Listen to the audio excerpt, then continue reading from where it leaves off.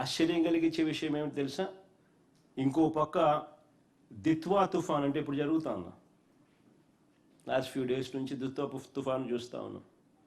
ఇంకో పక్క దిత్వా తుఫాను హార్వెస్టింగ్ సమయంలో వస్తుందని 10 రోజుల ముందే మనకు తెలుసు.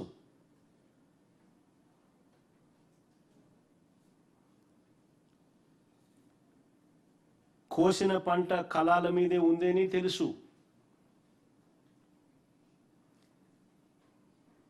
ఇంకా ఆశ్చర్య విషయం ఏమిటంటే ఈ పంట కొనకపోతే ధాన్యం తడిచిపోతుంది అని తెలుసు.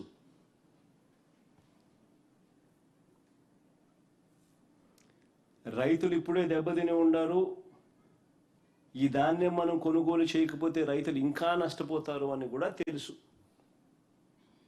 కానీ చంద్రబాబు గారు మాత్రం చోద్యం చూస్తూనే ఉన్నారే తప్ప రైతులను ఆదుకునే కార్యక్రమం ఎక్కడా జరగలేదు. ఒకసారి ఆలోచన చేయమని అడుగుతా ఉన్నా, మీ ద్వారా రాష్ట్ర ప్రజలందరినీ కూడా ఆలోచన చేయమని అడుగుతా ఉన్నా. మా హయాంలో ఇలాంటి పరిస్థితులే కన్నా వచ్చి ఉన్నప్పుడు మా ప్రభుత్వ హయాంలో ఎలా స్పందన ఉండేది అని ఒక్కసారి గుర్తు తెచ్చుకోమని అడుగుతా ఉన్నా రాష్ట్ర ప్రజలను.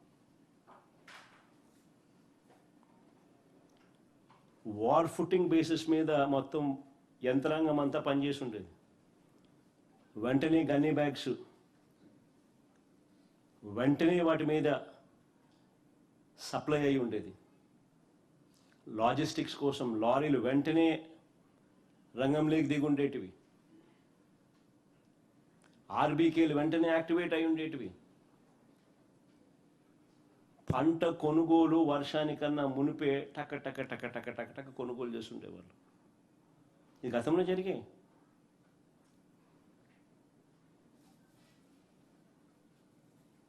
ఈరోజు ఎంత దారుణమైన పరిస్థితి ఉంది అంటే రైతులు ఎలా పోయినా కూడా కనీసం పట్టించుకునే నాతులు లేని పరిస్థితిలో ఉంది. వరి రైతులే కాదు, ఈరోజు అరటి చూసినా అదే పరిస్థితి, మొక్కజొన్న చూసినా అదే పరిస్థితి, పత్తి చూసినా అదే పరిస్థితి, కొబ్బరి చూసినా అదే పరిస్థితి, వేరుశెనగ చూసినా కూడా అదే పరిస్థితి. ఏ పంటకు రేట్లు